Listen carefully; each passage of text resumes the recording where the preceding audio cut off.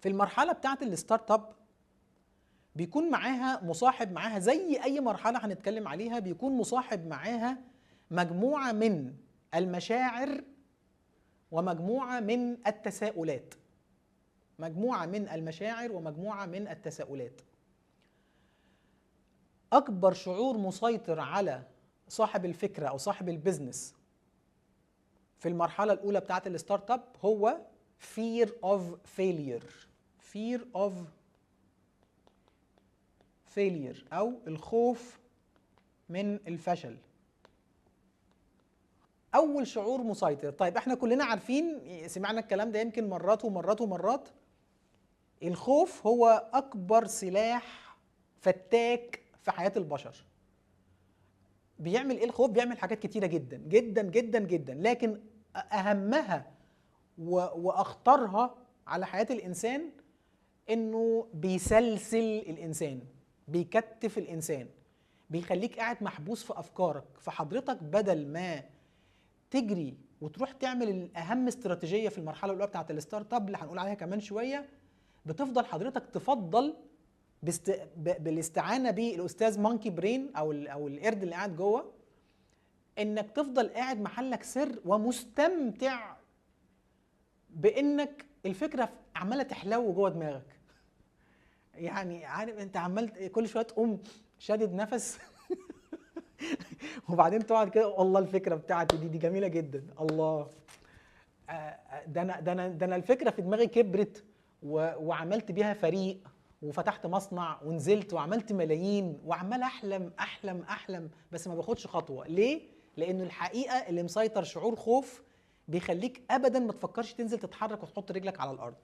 طب ايه تاني من المشاعر اللي محتاجين نقف عندها هنا ونركز عليها شويتين ثلاثه، لانه شعور خطير جدا. بيبقى عندي مشكله كبيره قوي اسمها uncertainty او عدم التاكد. انا مش متاكد، انا عايز حد يمسك في ايدي كده ويديني ضمان ختم انه الفكره بتاعتي دي لما انزل احطها على الارض هتنجح، هتجيب فلوس. الحقيقه ان انا يعني على مدار ال 27 سنه في البيزنس شفت ناس عندها خدمات ومنتجات هستيريه ممكن تعمل نجاح استثنائي، بس بسبب الخوف والانسرتينتي هم حجمهم قد كده لغايه النهارده، وبقالهم سنين في البيزنس الحمد لله عدوا المرحله بتاعت ال10 سنين، عدوا المرحله بتاعت ال10 سنين. they are sustainable، مكملين، بس مش عارفين يكبروا. ولما نقعد مع بعض ونقعد نعمل الاسسمنت او المقياس اللي احنا بنشرح بيه ده كل مرحله ايه معاييرها وايه مؤشراتها وهكذا، نكتشف مع بعض انه هذا الشخص او هذه الشركه صح بقالهم في السوق 10 سنين، صح عاملين بيزنس، صح عاملين حاجات حلوه قوي، بس هم ما زالوا في مرحله الستارت اب، مش قادرين يكبروا، مش قادرين يروحوا على المرحله الثانيه بتاعه الرامب اب. ليه؟ لان كل ما تيجي تتكلم معاه على سبيل المثال وتقول له انت ناجح جدا على الارض، انت عامل الاستراتيجيه الخطيره بتاعه الفاليديشن زي ما هنشرح كمان شويه، انت بقالك 10 سنين منتجاتك وخدماتك بتتباع، الناس بتدفع لك فلوس مقابلها، ومش بس كده، دول كاتبين لك فيدباك وريفيوز وحاجات تطلعك القمر، تطلعك القمر. ما تصرف شويه ماركتنج، بصوا الكلام، ما تصرف شويه على الماركتنج.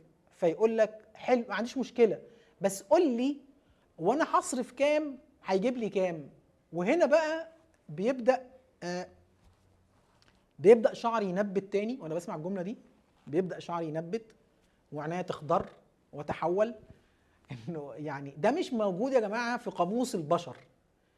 انا على الهوا اهو اقسم بعزه جلال الله، اقسم بعزه جلال الله، ما في حاجه في الكون بتاع ربنا اسمها 100% certainty، 100% ضمان لاي حاجه في الكوكب. واتحدى اي حد فيكم دلوقتي يقدر يقول لي على اي حاجه في حياته او في حياه حد تاني من هذا الكائن البشري اسمها مضمون 100%. لو في حد ممكن يتحدى الجمله دي معايا دلوقتي كده على الهوا، انا مستعد يعني اطلع $10,000 وش كده. لو حد يقدر يتحدى الفكره دي معايا، في اي حاجه في الدنيا حد يقدر يتحداني فيها يقول لي انها 100% certain 100% اكيد حدوثها في عرفنا احنا كبشر؟ في يا جماعه؟ هلو؟ في $10,000 محدش هيغامر؟ طب نقاوح بعض حتى؟ مفيش. فالشعور ده بيفضل مع الخوف من الفشل يفضل مكتف هذا البيزنس اونر المسكين الغلبان، اما هو لسه مش بيزنس اونر، هو حد بيعمل ستارت اب، ويفضل قاعد محلك سر، والمونكي برين بتاعه جوه عمال يشتغله ويقول له زي ما قال وليد كده في بدايه البيزنس بتاعه اللي اسمه تريننج: ما تشتري كاميرا. اصل انت ناقصك كاميرا بروفيشنال تطلع بيها. طيب حاضر يا سيدي نروح نشتري كاميرا، بس احنا المفروض نبيع مش نشتري. لا انت بس اشتري كاميرا عشان تعرف تبيع. حاضر، فنروح نجيب كاميرا، وبعدين جبنا الكاميرا حطيناها. شكلك حلو؟ شكلي حلو. اللايتنج مظبوط تمام، الصوت كريسب زي الفل. طيب ايه بقى؟ يلا نشتغل، يلا نبيع، يلا ناخد الفكره بتاعتنا وننزل السوق نشوفها هتجيب فلوس ولا لا. طب بس ثانيه واحده بس، بص كده، بص. شايف الناس اللي ناجحه؟ الناس اللي ناجحه ما بتطلعش بكاميرا واحده، بيطلعوا بكاميرا اماميه وبعدين كاميرا جانبيه عشان يبدلوا ما بينهم هما الاثنين، زي ما انا بنقل دلوقتي كده وعامل فيها الشاب الشقي. فكاميرا اماميه وكاميرا جانبيه علشان تنقل بينهم فتطلع بروفيشنال. المونكي برين يا جماعه عبقري في المنطق، عبقري. فهتطلع بروفيشنال فهتبيع اكتر. طيب حاضر ماشي، يعني هي مشكله في الكاميرا الثانيه، نجيب كاميرا ثانيه. وهات وكله مونكي برين، وفي الاخر 3 سنين نزيف، وبعدين المريض مات، الشركه قفلت.